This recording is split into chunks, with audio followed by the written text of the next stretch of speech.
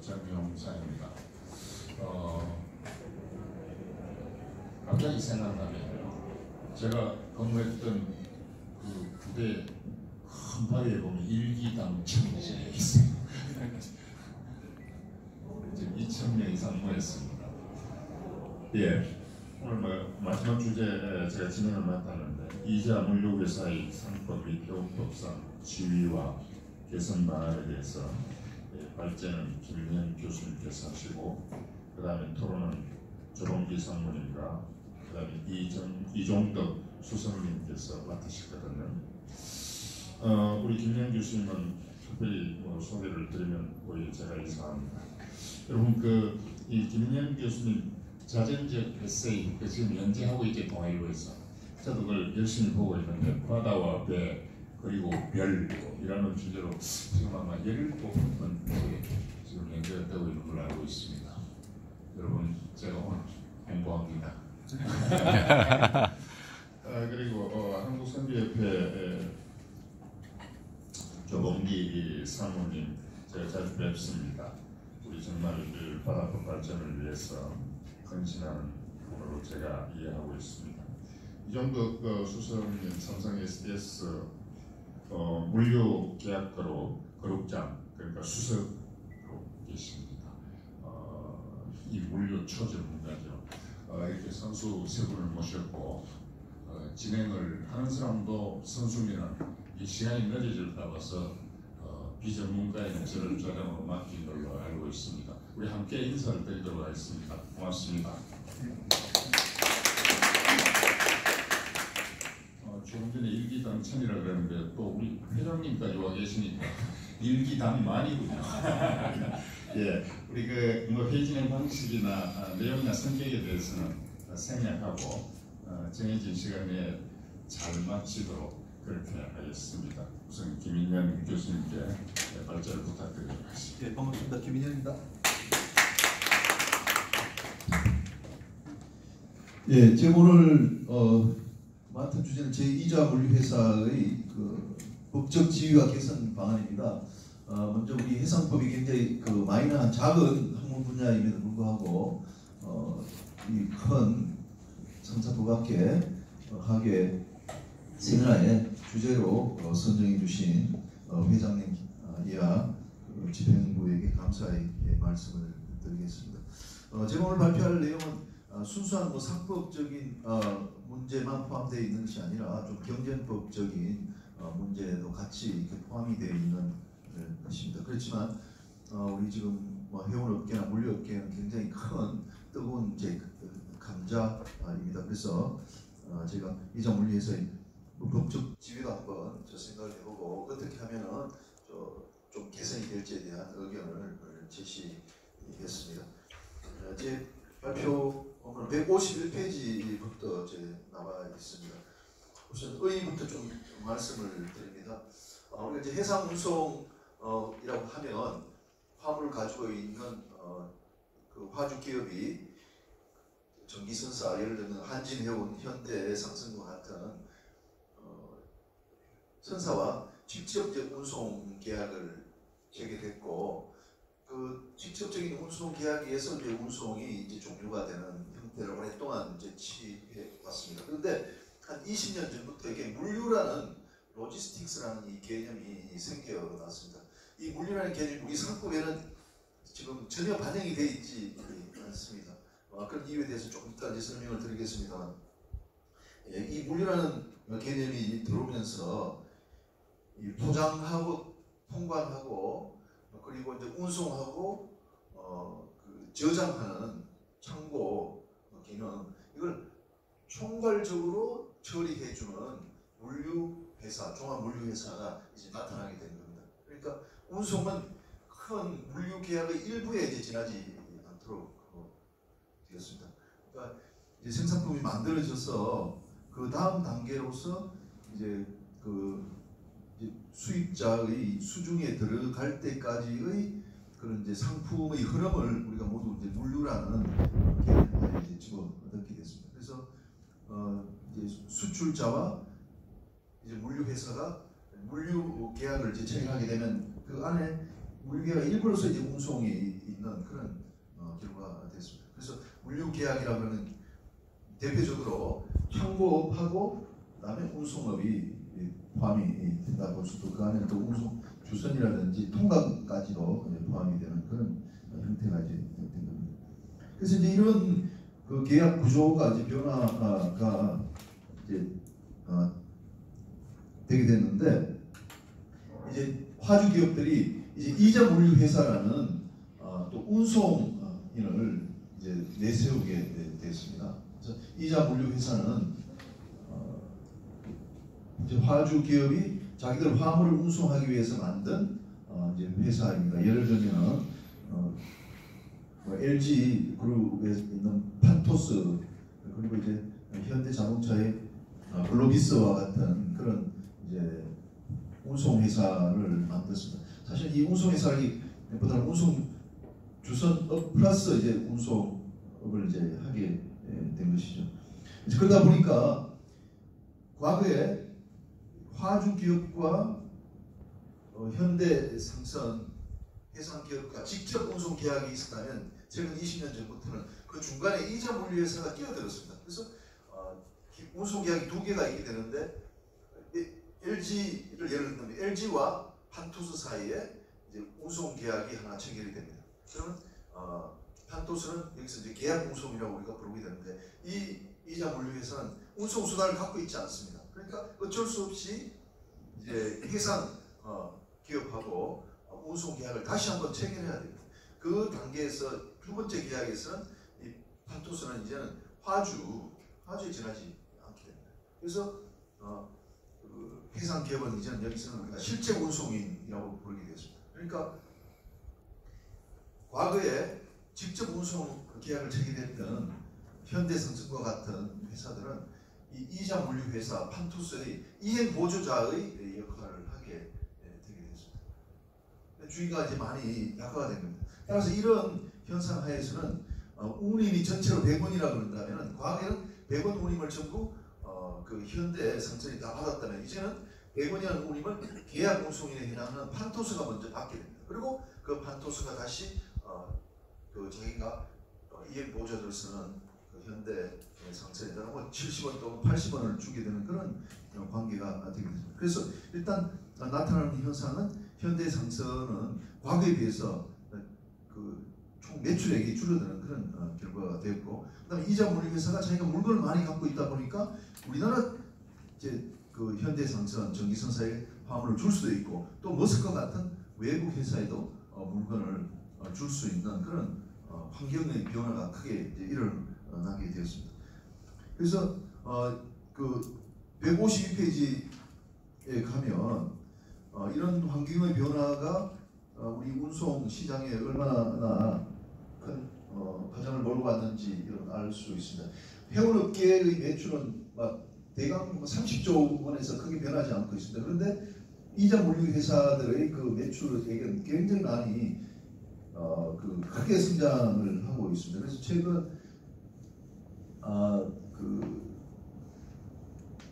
2005년 기준으로 해서 한 6배 정도 크게 성장했고, 지금은 이자 물류 회사들 7대 그 물류 회사를 제안해서 볼 때 약 한 30조 원 정도의 매출을 지금 올리고 있습니다. 그 모든 것이 이제 해상 운송에서 나오는 건 아니지만 아주 큰 성장을 이루게 되었습니다. 그래서 이렇게 하다 보니까 이제 경제법적으로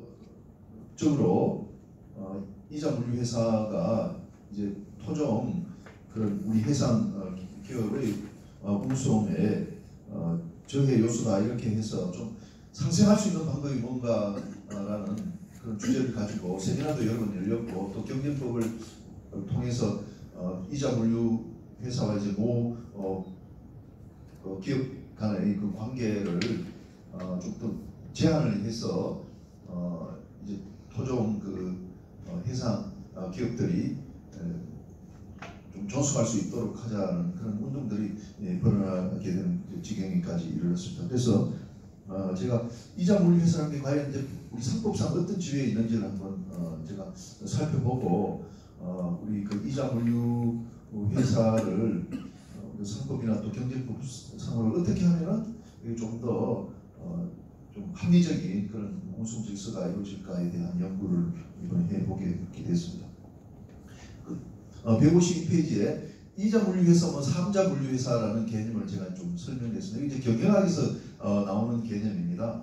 그 자기 물건을 자기가 실현하는 경우를 우리가 이제 자가 물류업이라고 합니다. 이제 포항제철이 자기 회사의 선박을 가지고 자기 화물인 뭐 석탄을 실어난다 그러면 이제 그 포항제철 이때 이제 자가 물류, 퍼스트 파티 로지스틱스라고 이제 부르게 되고요. 그다음에 이자 물류회사는 이제 그 자기 회사 내에 있지 않지만 독립된 회사를 만들어서 이제 그 화주 기업이 자기의 물건을 실어나는 경우를 이제 이자 물류라고 합니다. 아까 예를 들었던 LG 같은 경우에 이제 판토스라는 그런 물류 운송 기업을 하나 이제 만들어서 운송을 하게 되면은 이제 이자 물류라고 이제 부르게 됩니다. 근데 삼자 물류라는 것은 이제 그 화주 기업하고 전혀 별개의 그 운송 회사의 화물을 운송을 의뢰하는 경우를 우리가 이제 삼자 물류라고 합니다.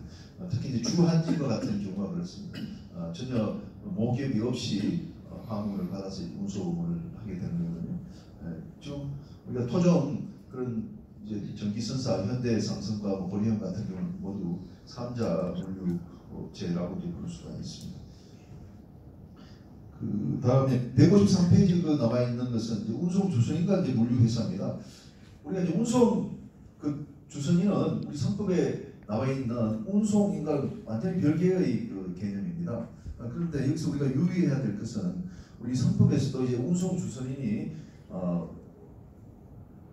화물 상환증 또는 뭐 선화증권을 발행하게 되면은 그때부터는 이제 운송인으로 인정이 되게 됩니다. 근데 등록은 운송 주선인으로 프레이트 포워드를 하지만 실제로는 처음부터 이제 해상 운송인으로서 기능하는 경우가 대단히 많습니다. 그래서 오늘 제가 지적할 부분 또 이자 물류 회사들은 운송인으로서의 등록을 하지 않고 여기서 말하는 운송 주선인으로서의 등록을 하고 운송인으로서 활동을 하고 있다는 것이죠. 그런 내용을 제가 154페이지에 이제 지적을 하게 되었습니다.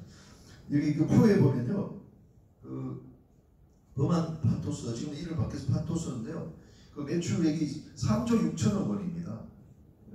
주선업 또는 뭐 운송을 해서 3조 6천억 원이고요. 또 글로비스 같은 경우는 16조, 그리고 CJ 대한통운 같은 경우는 7조 매출을 이렇게 올리고 있습니다. 다음 그 154페이지에 나와 있는 내용은 그 이자 물류 회사하고 우리 상법상 어떤 지위에 있는가를 제가 이제 살펴봤습니다. 우리 상법에는 운송인이 되는데 어떤 제한을 두고 있지 않습니다. 운송 계약을 체결해서 운송을 인수하면은 그때부터는 우리가 운송인으로 다 인정이 됩니다. 이 점이 이제 중요한 의미를 갖는 것 같습니다. 그래서 이자 물류 회사도 아까 말씀드렸다시피 그 화주 기업으로부터 이제 운송을 인수를 하게 되면 그때부터 이제 운송인으로서 지위를 인정받기 때문에 우리 상법상 운송인으로서 의무를 부담하게 되고 또 운송인으로서 가지게 되는 여러 가지 혜택을 향유하게 됩니다. 뭐 운송인으로서의 의무라는 것은 가공능력 주요 의무, 또 운송물에 관한 주요 의무가 있는 것은 우리가 모두 잘 알고 있고요. 그다음에 이제 뭐 부장당 책임 제한의 이익도 누릴 수 있고 항의가실 면책 이익도 이제 누릴 수가 있습니다.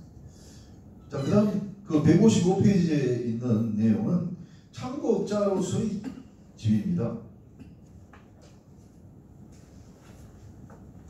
아까 말씀드렸다시피 이제 그 물류 회사는 물류 계약을 이제 화주 기업과 체결하게 되는데 물류라는 개념은 이제 생산이 완료된 그 단계에서 이제 수입자, 구매자의 수중에 들어갈 때까지 모든 그런 이제 상품의 흐름을 우리가 물류라고 이야기를 했기 때문에 그 중에 이제 운송돼 있을 수 있고 또 중간에 가다가 또 창고에 또 보관을 해야 될 필요가 있습니다.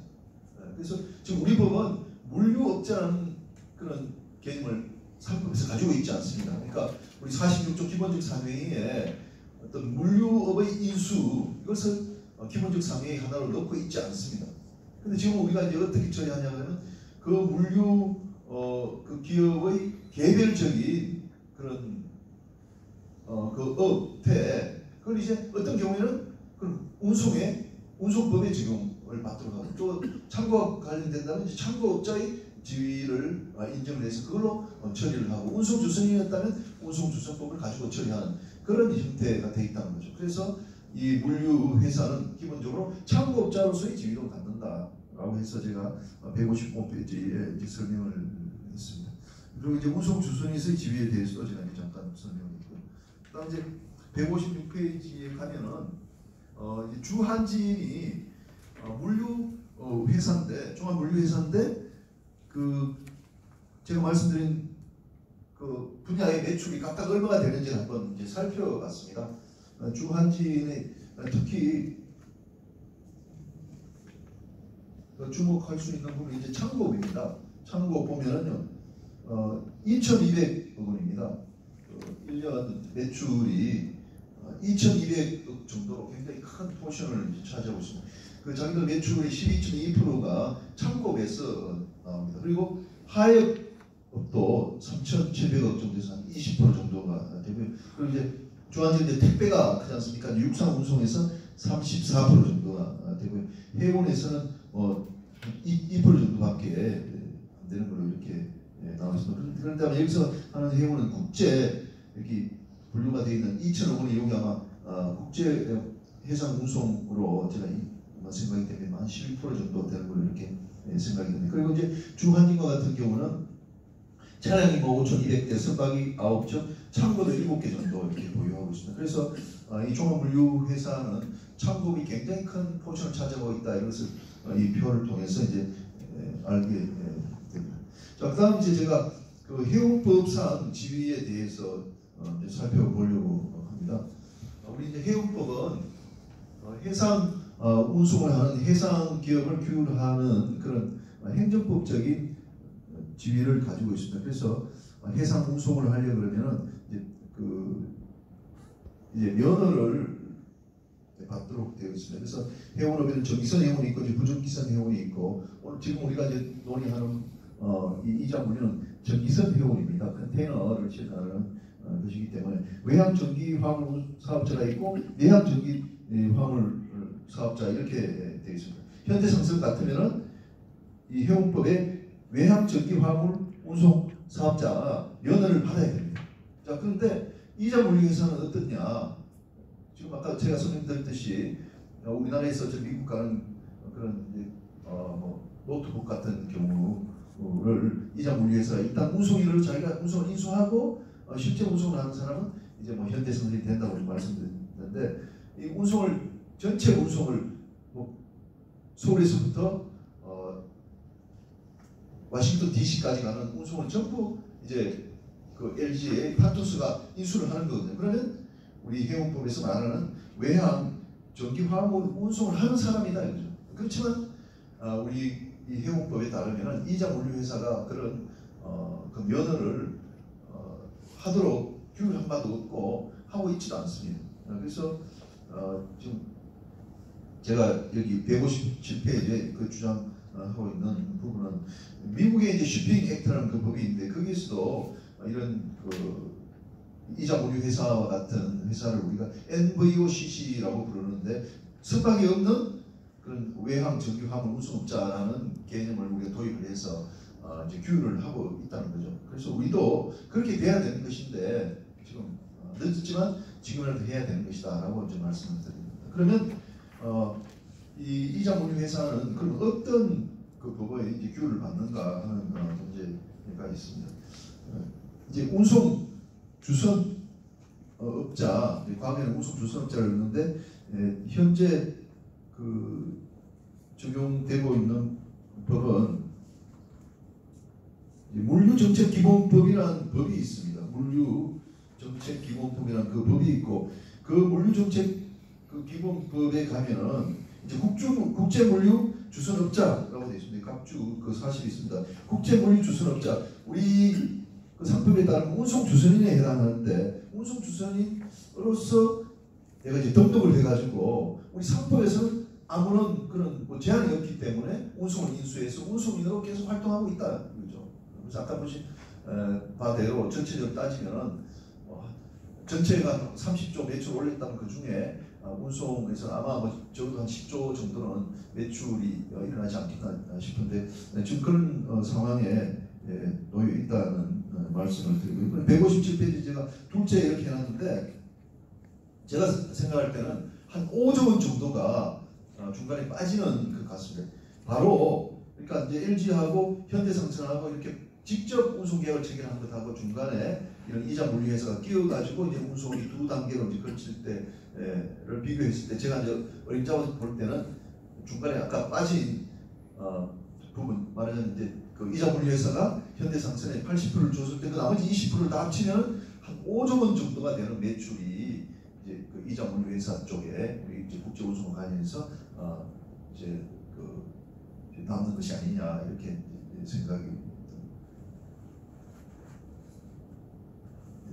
그다음에 경쟁법의 이제 말씀을 이제 잠깐 이제 드리게 되면은 여러분 이제 일감 몰아주기 그 문제가 있어가지고 이 각주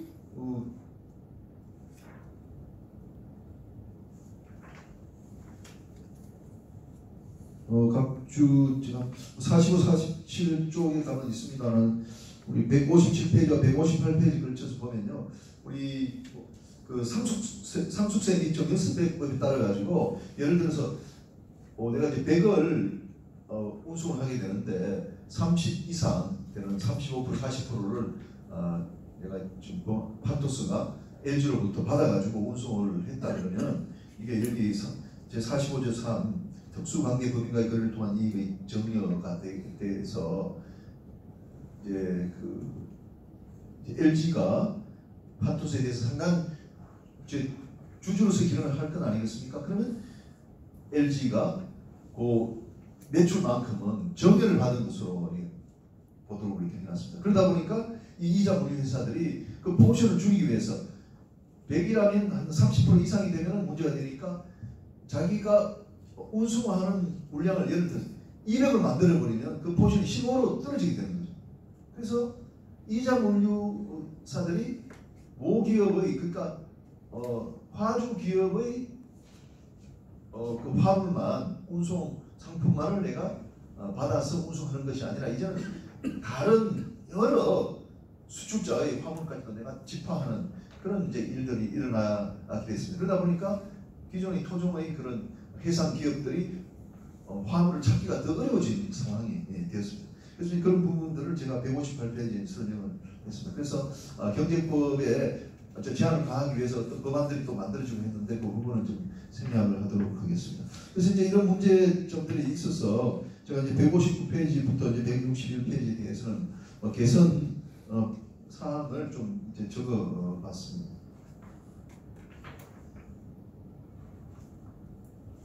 그래서 그 이자 물류 회사는 실제로 운송 수단을 갖지 않고 있습니다. 우리가 해상 기업은 운송 수단을 갖고 자기가 소유를 하든지 아니면 빌려 가지고 있는데 그것들이 항해하다 보면 침몰을 하기도 하고 유지하기 위해서 보험도 가입돼야 되고 하는데 이자 물류 회사는 계약 운송인의 지위에 있고 실제 배는 자기가 다 빌려 가지고 이제 뭐 하청을 줘가지고 이행 본전을 이용하다 보니까 그런 위험에 노출되지 않으면서도 아주 뭐랄까 좀 편하게 운송인의 지위를 획득해서 있다는 것이죠. 그래서 이제 그런 뭐 보호는 자기가 충분히 받고 있다고 제가 그 생각이 들고요.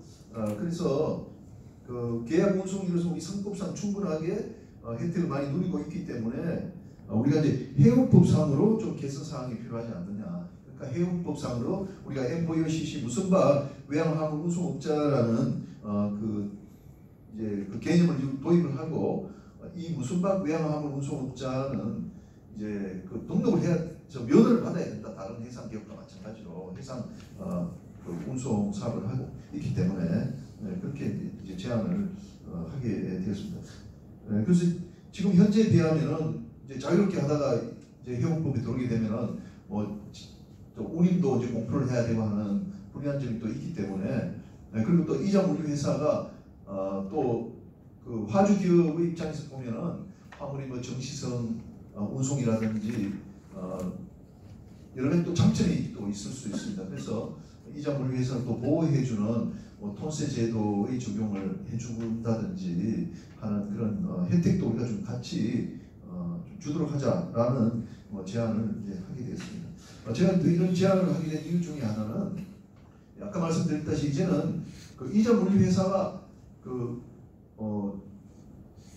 이제 현대성성과 같은 해상 기업이 운송을 해야 될 화물을 굉장히 많이 가지고 있습니다. 이 사람들의 손에 의해서 우리 그 해상 기업의 운송 물량이 결정이 되게 됩니다. 지금은 이 사람들이 이제 화주 측에 서 있었기 때문에 우리 그 해상 기업들하고는 이제 반대편에 서 있었는데 이렇게 이제 해운업법상에 이렇게 놓이게 되면은 결국은 우리가 같은 운송인의 위치에 있기 때문에 이 이자 물류 회사와 해상 기업들은 굉장히 돈독한 관계에 이제 서지 않겠나 이런 생각이 들어서 우리 해운업법에 이렇게 면허 의 대상으로 하면서도 우리가 또 해운업법에서 우리 해상 기업에 주는 그런 혜택도 부여함으로써 이 기존의 해상 기업과 이자 물류 회사가 같이 선주와 운송인으로서 같이 이제 상생할 수 있도록 하자라는 제안을 드렸습니다. 자, 그다음 이제 161페이지에 우리 상법과 관련해서 하나 또 이제 말씀을 드리고자 하는 것은 이 종합물류회사가 여러 가지 다양한 기능을 그 물류 그 계약 안에 포함을 시켜서 하고 있는데 뭐 운송 같으면 우리가 운송 규정을 이제 적용하면 되고 이제 창고 같으면 이제 창고 규정을 적용하면 되고 운송 주선 같으면 운송 주선 그 규정을 적용하게 되는데 뭐 통관이라든지 또 포장과 같은 그런 경우에는 우리 규율되는 것이 없습니다. 그러면 이제 그 사고가 어디서 손해가 어디서 발생했을지 모를 경우에 이제 알다시피 이제 운송과 관련된 경우에는 이제 운송이 책임 제한이 있기 때문에 화주 쪽에서 불리하겠죠. 그럼 화주는 뭐 통관이나 포장의 그런 분야에서 사고가 났다라고 주장할 가능성이 또 많은 거죠. 그래서 한 운송인이 하나의 계약에서 물류계약을 체결했는데 어떤 경우에는 책임 제한인데 어떤 경우는 책임 제한이 되지 않고 하는 문제들이 있다면 거기에 참여를 해본다면 우리가 이제 물류업의 인수라는 그런 이제 독자적인 영역을 하나 만들어 가지고 우리가 46조 46조 기본적 상행이 하나로 하게 돼서 이제 일괄적으로 처리할 수 있는 그런 법리의 도입이 필요한 것이 아닐까 하는 생각을 해봤습니다. 지금은 당장 그렇게 중요한 의미를 갖는 것 같지는 않습니다만 그런 생각을 제가 해보도록 그렇게 했습니다. 그래서 이제 결론적으로 이제 말씀을 드리면 이자 물류 회사는 우리 상법상 이제 계약 운송인의 지위에 있는 것이다. 그렇게 해서 뭐 다른 해상 기업과 똑같이 운송인으로서의 지위를 이제 인정받는다고 이제 말씀을 드렸습니다. 그렇지만 우리가 해운업법상의 지위를 본다면은 이제 등록이 되지 않고 물류정책기본법상의 국제물류 주선업자로서 그 등록을 해서 이런 운송에 나와서 이 해상 기업과 이제 경쟁을 하는 것은 이건 형평이 맞지 않는 것이다. 그래서 같이 와서 해운업법상의 이제 그 규율을 받으면서 또 혜택도 받아야 되겠다는 말씀을 드렸고요. 그다음에 이제 상법적 관점에서 본다면 종합물류회사는 우리 상법상 처리가 되지 않는 뭐 포장이라든지 또 통관의 문제가 있기 때문에 장차는 여기에 대한 독자적인 그런 그 기본적 상의 하나로서 집어넣어서 좀 종합적으로 해결을 해보는 게 좋겠다 이런 말씀을 드립니다. 발표를 마치겠습니다. 고맙습니다. 이게 고전적인 그런 해상 기업 법역에서 이런 개념이 이렇게 상명화되었던 것은 아닌데 이 이자 물류 회사의 지위를 좀 더 명확하게 하기 위한 그런 입법의 방향성과 방법론에 관한 그런 제안을 하셨습니다. 나중에 시간이 되면 저도 저장값을 하기로 하고 좀 먼저 우리 조사님께 토론을 부탁드리도록 하겠습니다. 네. 선주협에서 이런 조공이라면 왜 동영상을 찍는지 모르겠습니다. 유튜브 뭐 해야 되는 것 같은데. 그 교수님 글 잘 읽었습니다. 근데 그냥 짧게만 말씀드리면 2자물류, 3자물류 이런 말하자면 경영 기법상의 구분과 그 다음에 주성인 또 우리나라 말로 지금 아직 뭐 정해져 있지는 않지만 무성과 운송인 그 다음에 운송인 이 3자 간의 구분이 사실은 다르잖아요. 그 원리상 하나는 사업의 형태로서의 2자, 뭐 3자, 4자 이렇게 이야기하는 구분이 있는 것이고 또 하나는 책임 관계에 있어서 화주냐 선주냐 그 다음에 제3의 이제 산업이 발전하면서 제3의 MBOC라는 게 나왔잖아요. 화주한테는 선주고 선주한테는 화주인 양자적인 특징을 갖는 어떤 집단이 나왔단 말이죠. 그래서 이 두 가지 이야기가 교수님도 처음에 그렇게 말씀하셨어요.